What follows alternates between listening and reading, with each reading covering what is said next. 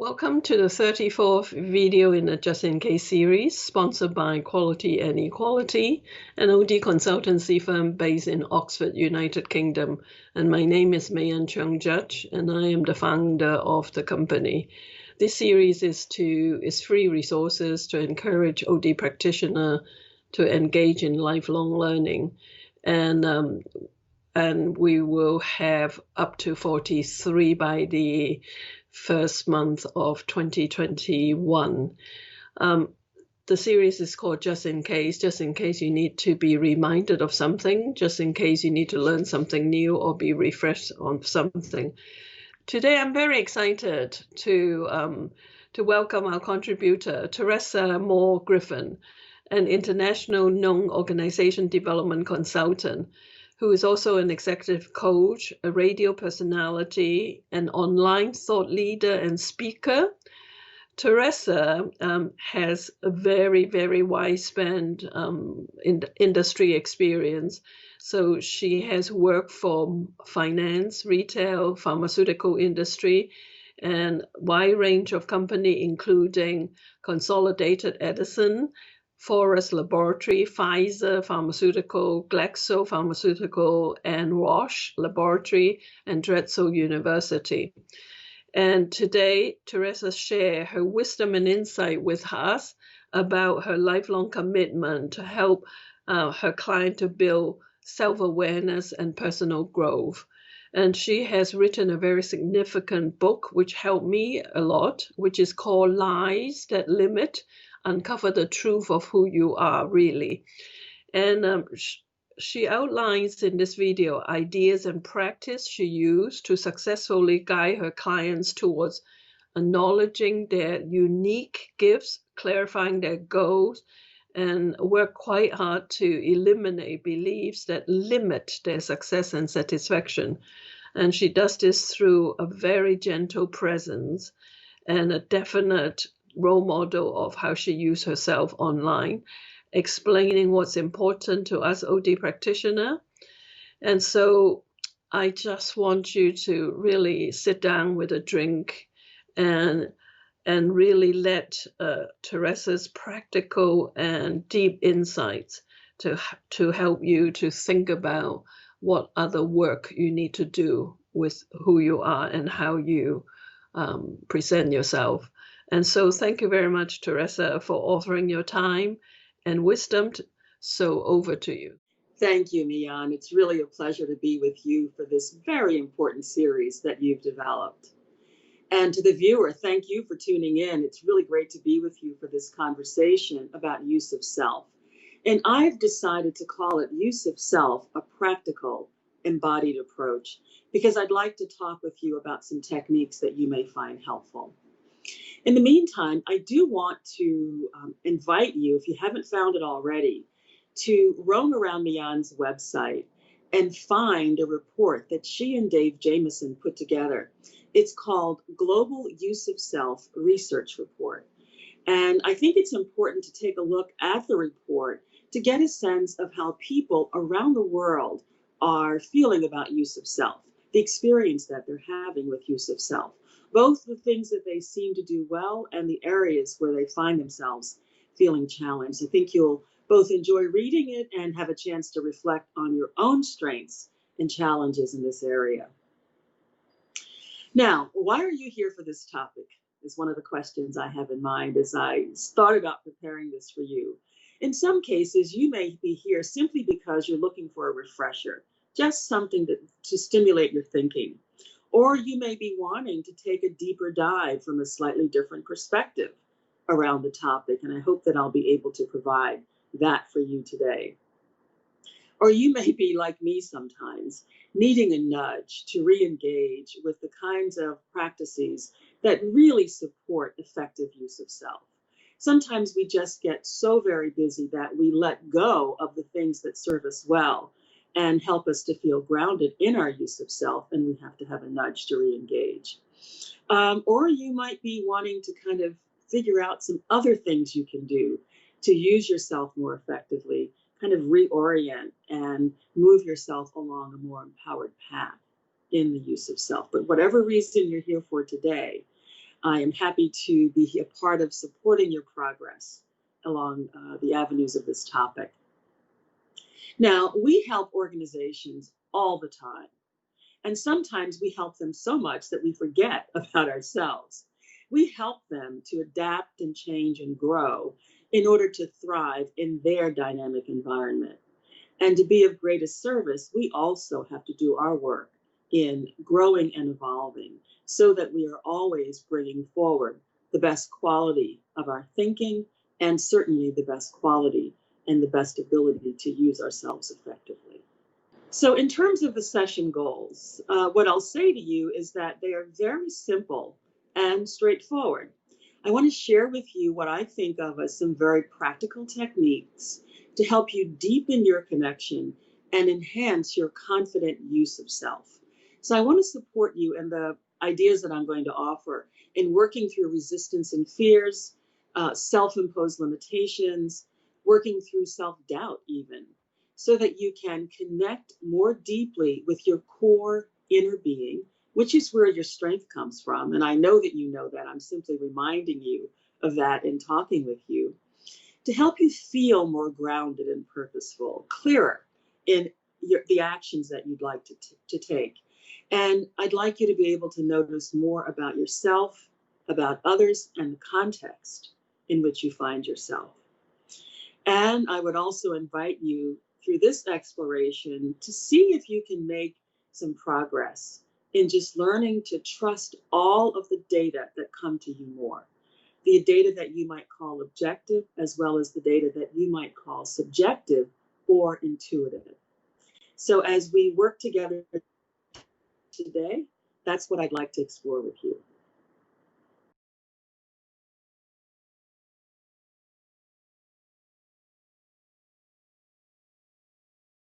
Use of self is always at play. And the question is, to what degree of effectiveness am I using myself? So as we step through the content together, I'd like you to have a few recent situations in mind, client situations. It doesn't matter if it's a one-on-one interaction with a client, whether you're with a group, large or small, several groups combined, whatever the situation. I'd like you to think about some of the ideas that we'll be talking about here and the extent to which you used yourself effectively in each of those exchanges. Now, the definition that I'm going to use for use of self is taken from Dave Jameson's writings, and I'm going to read it to you. It's on the screen, but I'll also read it with you. Use of self is the conscious use of one's whole being in the intentional execution of one's role for effectiveness in whatever the current situation is presenting. So that we level set, that's the definition that we're going to be working from today.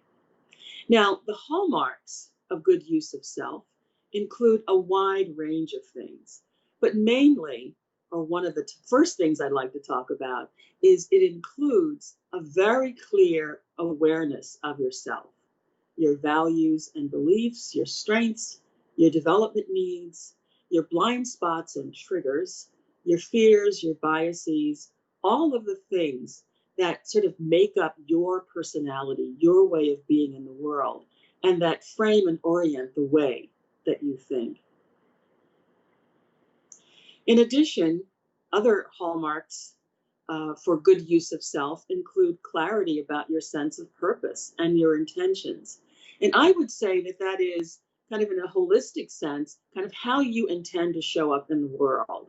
For me, my use of self is always around the idea that I intend to bring love, peace, and clarity and a sense of purpose to everything that I do. And you have your own definition for what that overarching purpose is for you and your work and your life. I also think it's important to have a sense of purpose and very clear intentions moment to moment as you engage with a client. So for each client meeting, each client interaction, it's thinking about, why am I here? And what am I here to accomplish with the client? Being fully present right here, right now, in the moment, aware of whatever is coming up, not lost in thought about what's next or about how your plan is working or has gone awry, but really being present to whatever is occurring in the moment.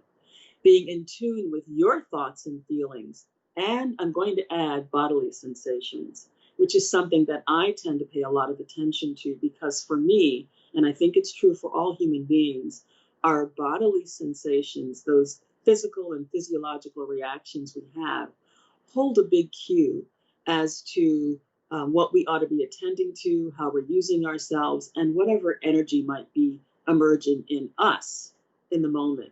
Sometimes simply internally generated, and sometimes stimulated by the interaction that we're having in the client situation. And then, of course, the good use of self is also that ability to clearly see and describe the present situation in terms that are non-judgmental and that make it easy for the client to hear and understand your view, your vision around what's happening. And the last two items I'll add to this list of hallmarks for good use of self include the ability to mindfully and purposefully manage yourself and choose your response in the moment. Consciously make a choice about how you want to respond in the moment versus going with simply a reflex reaction. This is all fits with the concepts that we know a lot about around emotional intelligence, a combination of self-awareness and self-regulation. And then, of course, your words and deeds need to align with your intention and sense of purpose, because that is where we get the notion of the degree to which we are authentic or not so authentic.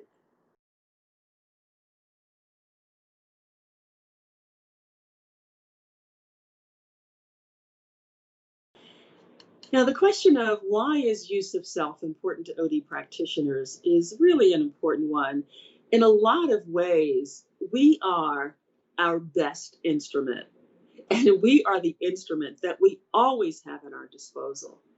And so as we're working and attending to all levels of the human system, the intrapersonal level, the interpersonal level, the group level, the intergroup level, and of course, larger and larger dimensions of whole system, it's very important for us to be in tune with our own reactions and the way that we're engaging with all the different levels of system.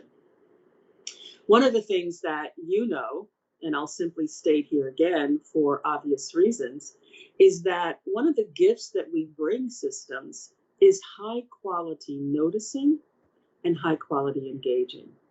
And we have to be able to use ourselves and report what we're noticing, and to do it in a way that engages with the client in ways that feel respectful and honoring of them and their sense of reality.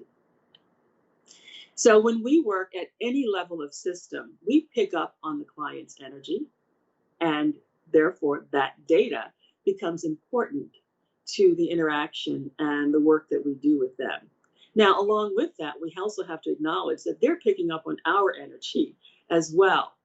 And it's through what neuroscience is teaching us about mirror neurons that we are able to sense each other's feelings and intentions.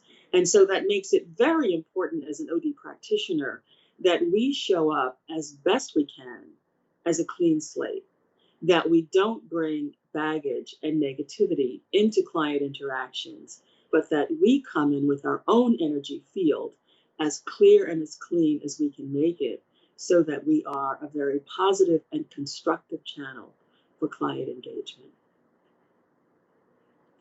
So our biochemical being, our energetic feeling body, picks up oftentimes on the deeper unspoken messages that are existing in a client system. And even at an intrapersonal level, we can feel sometimes a client's struggle in a way that the client is not even aware of or not yet able to articulate. And our job is to tune into that data, bring it forward, and give the client a chance to look at it. Oftentimes, when we can bring that unconscious content to consciousness, we end up opening new doors and windows for our clients. We give them an opportunity to see things in a way that they would not be able to see otherwise. So we're providing a tremendous service to our clients when we work with them in this way. Having courage is an important requirement for each of us in this role as organization development practitioner, because many times we're helping people to wander into territory that sometimes they think they want to go into, but in fact, they actually may not want to. So we're dealing with sometimes clearly understood and known resistance, and in other times, unconscious resistance. And just a little bit of fear and trepidation, which is natural anytime that we're engaging in something that means change. So, in service to the client, we have to be courageous and ask questions, share perceptions or awarenesses, disclose physical sensations that you're having or images and metaphors that come to mind as you're working with the client. And certainly you want to reflect to groups and even to individuals kind of how you're reading the energy of the situation. Now, questions, each of these interventions can be very simple. They don't have to be complicated and big. I have often found that the simplest of question, or simply saying something like, gosh, when you talk about that, I find myself getting a headache, causes the client to say, you know what? It is complicated, or it doesn't feel right to me either. And I end up being, that little comment from me ends up being a very useful catalyst that deepens the conversation or sends it all in a new direction. So have the courage to just share your awarenesses. And you could say, I'm having an awareness that I just want to share with you or test with you. They don't have to agree. They don't have to see it your way, but you put the data out there. And what I found is, and you've probably found this too, that often if we sit with information, over time, it comes to light. It might be in a meeting next week with someone else entirely that they say, oh my gosh, it's happening now. What she mentioned the other day is indeed true. So have the courage to speak up and share with the client what you're noticing. The more that we can enhance awareness at the individual level and at any level of system, we enable that part of the system to make better quality decisions that can result in more effective and more equitable outcomes for everyone. And I see that as a part of the goal of our work. So given that we live in market systems where we don't have a lot of control over what's happening, and we're dealing with a lot of dynamics, some of them internal, in terms of internal politics, challenging relationships. Some of them are external, where people have stakeholders, external stakeholders who are having a huge effect on what's happening inside of the system. And we are helping our clients to wade through all of those complexities, internal and external. So that means that moment to moment, we have to be able to stand in the fire if that's necessary and help the client deal with whatever emerges, which requires a great deal of present moment, here and now, current reality-based focus, where we're able to think things through and feel into the situation so that we're tuned in to what's going on at multiple levels of system, what's going on kind of above the waterline where the tip of the iceberg is known and clear and we can examine it. And perhaps even more importantly and more impactfully, what's going on beneath the waterline and helping to look a little more deeply into the system and system dynamics. So discern what our perceptions, I'll restate that. It's important to be able to discern what our perceptions of situations are, and then be able to state those perceptions in language that will enable the client to hear it effectively and easily, and then decide what to do next and how to do it in partnership with the client. And all of that takes a great deal of awareness and consciousness and the ability to really stand in our own sense of power and authority as an expert in the process work that we do with our clients. So when we consciously engage and use ourselves in this way, very often we are providing the client with a quality of conversation, a quality of interaction and engagement, and even a quality of thought process that they can't get anywhere else from anyone else. We're bringing a quality of wholeness to the interaction that is oftentimes different from what they experience in other ways. And in that way, we're also modeling a way of communicating and engaging as a whole person, fully present to what's occurring. In other words, we're bringing all parts of our intelligence to bear on the situation. And I'm naming those pieces of intelligence as our head, our intellect and knowledge, our heart, that quality of intellect and emotional knowledge and knowing, our body, which is giving us a lot of information about how we're feeling and reacting to the data that we're encountering, with physical sensations, aches and pains, joys and excitements, sparks here and there, and certainly our spirit. And in this case, I would say that spirit is about the intuitive hunches that you get that you can explore with your client.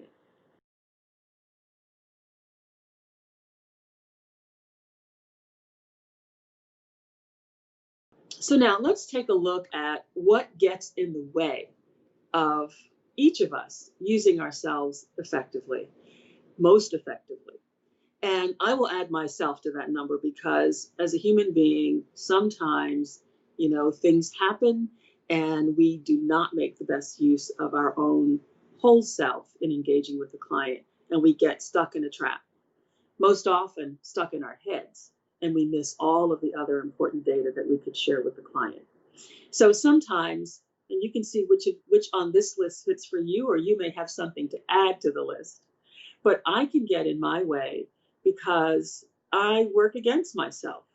And by that, I mean that I know something or I'm aware of something, but I won't share it. I silence myself. I don't speak what I am aware of. Sometimes that's good judgment, so let's not get crazy here. Sometimes that's good judgment around timing and context for saying what you need to say. And sometimes it's just because I'm feeling fearful, I'm tired, I don't think that they're going to accept what I'm going to say and agree with me, and so I hold back. I can also get in my own way by having doubts and questioning myself about what I'm noticing. My instinct is to say to you, trust what you noticed, trust your hunches. And I find that when I do that, I often end up making a way more impactful intervention with the client than I might have made had I tried to go through a whole long analysis of situations. So I can also get in my way, as I mentioned to you earlier, with my fears and anxieties and all of the ways that I limit myself. In fact, I wrote a book, Lies That Limit is its title, Uncover the Truth of Who You Really Are. Because I think one of the things that happens to all of us is we are conditioned to limit ourselves. We are conditioned to not trust our intuition. We are conditioned to see other people as the authority and not ourselves. That's true for many of us, certainly not for all of us. And we buy into lies, untruths. And by lies, it's an acronym, by the way, stands for labels, illusions, excuses, and stories. And they come from unconscious beliefs that we carry and untruths that we hold on to. It could be childhood labels. Maybe when you were a child in your family, you were not the smartest one. And they talked about your brother or sister who was smarter. And you walk around feeling like you're not smart. Sometimes it's faulty thinking or outdated beliefs and mindsets. Like I hear a lot of people talk about, and they often use shoulds in these conversations. That's not the way it should be. That's not what should be happening. Well, it is what's happening. And our job is to deal with and face into reality. We also use excuses. That's what the E stands for, excuses. These are the perfectly logical explanations we use for not doing something, for not taking action, for not moving forward with an idea or offering a piece of input that could serve the client. And stories, the S, keeps us stuck in old patterns where we talk about, well, that's not how I do it. I do it this way. Well, sometimes we have to step out of our pattern and try a new way in order to have the impact that we want. And these are all things I know that you know, but I'm simply reminding you of them because I always need reminders about these myself. So when it comes to what gets in the way of being an effective intervener, for me, I would summarize it by saying it's the lies that limit, the labels, the illusions, the excuses, and stories that we let get in our way and that we use to suppress and oppress ourselves and our own power and authority in workplace situations.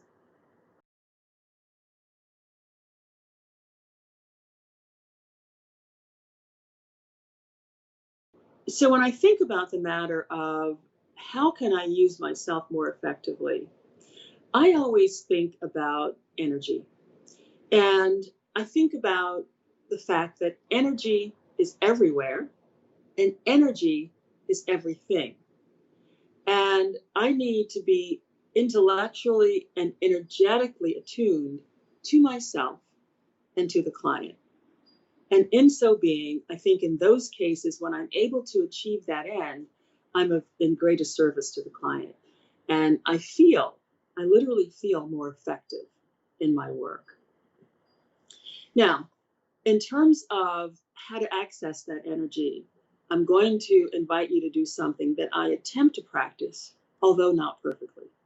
And that is to first use my energy and support myself in doing my inner work. I talked earlier about how important it is to show up in client situations as a clean slate, kind of energetically as clean as you can possibly have yourself be. And you have to do your own inner work, your own processing in order to make that happen. And I'll tell you about a technique that I use. I'm happy to share it with you. And if you like it, I hope that you'll adopt it, or maybe you do something like this already. It's my self-care practice, and it's called Clear, Connect, Capture. The clearing part has to do with physical movement, literally like moving my body so that I let go of the kinks and all of the things that often get stuck in my neck and in my shoulders or in my lower back. Moving to literally sort of work out the kinks and change my physical energy. And when I change my energy, and you know this to be true, whether you have a yoga practice or Tai Chi, or you run or walk, whatever, after you have some physical activity, you just feel better. You feel clearer, stronger, and in many cases, much more relaxed and present. The amygdala likes movement. So that's the first thing I do. And then I meditate. And meditation can be something deep and profound, like some people have learned to do. Mine is simply to get quiet and to think to myself some simple thoughts. Sometimes it's as simple as the word relax. Other times I just pay attention to my breathing. But the point is that I'm working on settling myself down, getting out of my head, and really letting my energy get still and quiet so that, in my words, I can hear. I can hear. And that hearing is hearing whatever is going on internally that needs to be addressed. And the capture part means that I journal. When I'm finished with the meditation, I'll take some time and jot down anything that came up for me or anything that I need to release. Now, this practice, sometimes I engage in it for an hour, sometimes longer on a weekend. But a lot of days as a busy professional, I don't have that much time. And when that happens, I simply will move to a little bit of stretching for a couple of minutes. I will sit and breathe deeply for a few minutes. And in the days when this is during the pandemic, so I'm not commuting anywhere. But in the days when I would be commuting, if I stopped at a traffic light, I would just sit for a few moments and breathe deeply, eyes wide open, breathing, finding ways to relax myself. And the more that we can find ways to relax ourselves, the calmer we will feel internally, and the more data we are able to access as we engage with our clients. We're just able to pay better attention and notice more. So, self-care supports the development of that internal relationship with the wise one within, that internal wisdom that we all have and that we don't access enough because we don't slow down enough to attend to it. So my invitation to you, in order to be of greatest service to your clients, is to show up as a clean slate and to have a self-care practice that enables you to do that. I've shared mine with you, and you probably have one of your own too that you could engage in very consistently. So the next piece that I'll mention is an important piece, is to be grounded and embodied in order to feel strong and exude gravitas. If you notice people who exude a sense of gravitas and unassuming authority, they tend to be grounded. They tend to come across as fairly calm, and they seem to be in control of themselves. And I think for OD practitioners, it's one of the things that we can do.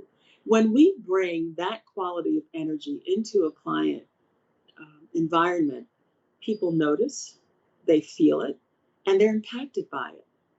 So a few tips, and these are all things I know that you're aware of, and I'm going to mention them here because they may stimulate you to re-engage with them or to go deeper with them in your own practice. Ways to feel and be more grounded and embodied, and to feel stronger and exude greater gravitas. One is always remember to breathe. And breathing is something that you and I can do in the moment, in the moment. Sometimes I even say to my clients when their tension is high or the situation is sort of spiraling in a direction neither of us expected, I will say, okay, let's just take a breath. And I will take a deep breath. That was unexpected, and acknowledge the reality of what I'm experiencing in the moment. And from there, we re-engage. And that deep breath helps to make a difference. For one thing, you literally kind of disconnect for a moment from what's happening to breathe, and then you re-engage with it with a slightly different energetic sense. Another is that I have noticed some consultants, OD practitioners, in meetings where they sit and their bodies are all folded up and twisted up. Their arms are folded, their legs are folded, and they might be slumped or sitting forward in their seat in a way that kind of collapses the body. And what I would suggest is instead that you practice whenever you want to feel like, okay, I need to make an intervention here. What am I going to say? How am I going to say it? Get in your body. So, feet on the floor. Just notice your feet on the floor. Notice how the chair is supporting your body, your bum, your back, your lower back, your upper back. Have a breath and think about what you want to say from there. That slowing the pace, connecting with your body, will help you to feel stronger and will help you to be more present in the moment. And then, of course, a part of feeling grounded and embodied, as I mentioned with my practice, is just to stretch into those tight spaces in your body and breathe to release the sense of holding. A few more techniques to mention, some of which may be familiar to you, is a body scan. And this is a practice you can do at any point in time. You can do it sitting in a meeting. You can do it prior to the meeting. You can run to the restroom and do it. And the whole idea here is if I'm starting to feel anxious, like, oh my God, what am I going to do next? What am I going to say next? I'm not sure. This is not quite what I expected. I will do a body scan and notice where my energy is stuck. And if it's in my shoulders, I might work my shoulders. If it's in my belly, I might put my hands on my belly and just press a little bit to release that stuck energy. And it's amazing. In so doing, once I've done the scan and found where I'm stuck, I will find a way in releasing that energy to say what needs to be said. I think that OD practitioners, and it's true for leaders in any setting, can also exude greater gravitas and be a bit more embodied when we slow our pace of speech. Sometimes when we're talking fast, for one thing, people can't take in fully everything we're saying if we're speaking quickly. And the other is, if I'm speaking fast, that means that my internal energy is also moving fast. And speaking more slowly just helps me to slow down my energy in that way. And the last piece I would say around this being grounded and exuding a sense of strength and gravitas is to use steady eye contact. Not staring, that's not what I'm talking about, but just a steady, calm gaze at the audience or the individual with whom you're speaking. Blinking fast is ungrounding at a physiological level. If you try it now, you can see that it starts to cause you to feel a little bit dizzy and like you're not really there. So steady, easy gaze is another technique for feeling grounded. And I know that all of these techniques sound simple and easy, and they make a huge difference. So I introduced this section, this conversation with you by saying that I wanted to offer some simple techniques, and this is certainly one of them. A benefit of being fully present, focused in the here and now, relaxed in our bodies, and present to ourselves and the client, whether it's an individual or a group, helps us to more effectively tune into all data. It helps us to notice the content of exchanges at multiple levels, at the level of the intellect, the head, and what it's being said, at the level of the heart. What's the energy of this exchange and how is it impacting me? How do I feel when I experience it? At the level of body, what's my physical sensation and reaction as I take this information in? And at the level of spirit, what's my intuition about how this is going to land in the broader system or how this is landing in the group? And you can always ask yourself, how can I share what I'm noticing in a way that's respectful to the client and also useful? If I can't say it in a way that's respectful, I'm not going to say it. And if it's really not going to be useful to them, it's only serving my purposes and aim, I don't say it. But if I can offer content in a way that is honoring of the client and could serve them in some way, I find a way to deliver that message. So as we notice, explore, and experiment, we can make very powerful, in Ed Shine's language, we can make very powerful adaptive moves by taking a risk, and sometimes it really will feel like a risk, and sharing what we're thinking, feeling, and experiencing. Small, simple interventions made using your whole self can have an important and powerful impact for the client. I can give you a recent example. A client that I've worked with for a long time called me, and he was talking with me about working on a project with him. And he and a group of people had devised this project, and he was the one designated to call me and invite me to be a part of the process. And I was listening intently, trying very hard to understand exactly what he was asking me to do. And I kept feeling more and more confused. So finally, rather than pretending that I understood and sort of muddling through, I said, I have to confess, I'm not really sure I understand what you're asking of me. I'm not sure what your aims are, and I'm not sure what you're asking of me. And the client, it was on video, so I could see his shoulders relaxed, and he kind of laughed and he said, I'm not sure either. And I said, oh? He said, yeah. He said, we talked about this as a group, but I didn't quite get it and I don't really buy into it. And yet everyone else seemed to know what they were doing. So I went along with it. Now, this is a fairly high ranking leader.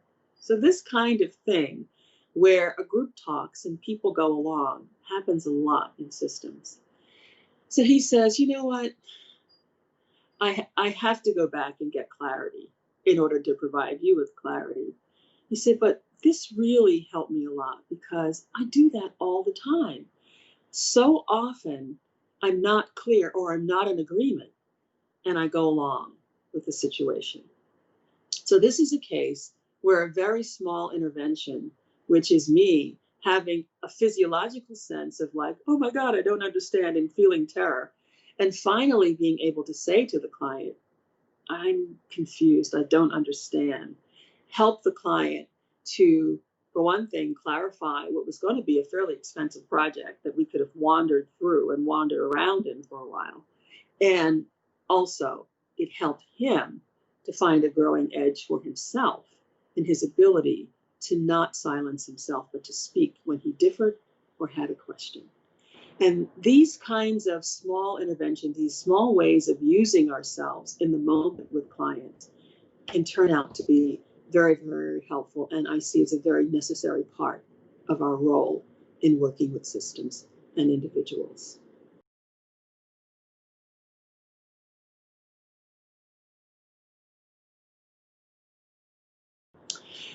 You know, as human beings, we are remarkably resilient and adaptive, and our potential is more unlimited than we know. Throughout our lives, I believe, whether we're consultants working on ourselves, and I hope we do, or helping organizations, a part of what we're doing is helping the human beings we encounter with the task of shedding, unlearning, and learning how to regulate aspects of their personality and their conditioning that no longer serves them. That's our work with ourselves, getting rid of that which no longer serves us. And that's also our work with our clients. And use of self is the main tool that we have for affecting that outcome. So here's an application exercise for you, a little experiment I want to invite you into. And if you want to write to me and tell me how it goes for you, I'd be interested in hearing. I'd like you to choose a client. Could be an individual, someone you're coaching or consulting with. Could be a small group or a large group. It doesn't matter, but choose a client, a system. And a system where you could make more effective use of self in some small way. And then I'd like you to choose one of the techniques that we've talked about here that will help you engage with them from a place of groundedness, an embodied sense of your own power and authority, where you feel strong and can exude a level of gravitas in your interaction with them, and practice use of self.